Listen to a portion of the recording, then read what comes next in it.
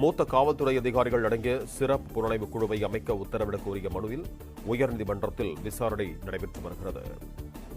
சூலூர் சிறுமி கொலை வழக்கு விசாரணை சரியான வழியில் செல்கிறது என்று உயர்நீதிமன்றம் தெரிவித்திருக்கிறது.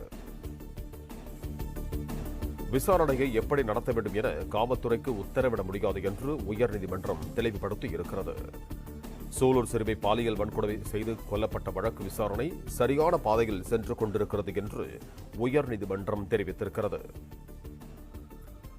இது தொடர்பான கூடுதல் விவரங்களோடு இணைகிறார் எமது செய்தியாளர் ஆனந்த். வணக்கம் ஆனந்த், உங்களிடம் இருக்கும் தகவல்கள் பகிர்ந்து கொடுங்க. வணக்கம். கோவை சூலூரில் 10 வயது சிறுமி பாலியல் வன்கொடுமைக்கு உள்ளாக்கப்பட்ட கொலை செய்யப்பட்ட சம்பவம் தொடர்பான வழக்கில் விரைந்து நீதி கிடைக்க நடவடிக்கை எடுக்கப்படும் என தமிழ்நாடு அரசு சென்னை உயர்நீதிமன்றத்தில் உறுதி அளித்திருக்கிறது. கோவை மாவட்டம் சூலூரில் 10 வயது சிறுமி கடத்தப்பட்டு பாலியல் வன்கொடுமைக்கு உள்ளாக்கப்பட்டு கொலை செய்யப்பட்டால் இந்த சம்பவத்தில் தொடர்புடைய கார்த்திக், மோகன்ராஜ் ஆகிய இருவரை காவல்துறை கைது செய்தது. அவர்களுக்கு எதிராக போஸ்கோ சட்டம் மற்றும் பிஎன்எஸ் சட்டத்தின் கடத்தல், கொலை ஆகிய பிரிவுகளின் கீழ் வழக்கு பதிவு செய்யப்பட்டிருக்கிறது. இந்த நிலையில் சுதந்திரமான வெளிப்படையான விசாரணை நடத்த உத்தரவிட வேண்டும் எனவும் இதற்காக காவல்துறையின் மூத்த அதிகாரி அடங்கிய சிறப்பு புலனாய்வு குழுவை அமைக்க உத்தரவிட வேண்டும் என கோரி சென்னை உயர்நீதிமன்றத்தில் வழக்கு தொடரப்பட்டது. இந்த வழக்கு உயர்நீதிமன்ற நீதிபதிகள் ஆர் சுவாமிநாதன் மற்றும் வி லட்சுமி நாராயண நாயருடைய அமர்வில் விசாரணைக்கு வந்தது. அப்பொழுது மனுதாரர் தரப்பில் இந்த வழக்கு தொடர்பாக சமூக வலைதளங்களில் பல கருத்துக்கள் பரப்பப்படுவதாகவும் இதனால் வழக்கை சிறப்பு புலனாய்வு குழு அமைத்து விசாரிக்க வேண்டும் எனவும் கோரினார்.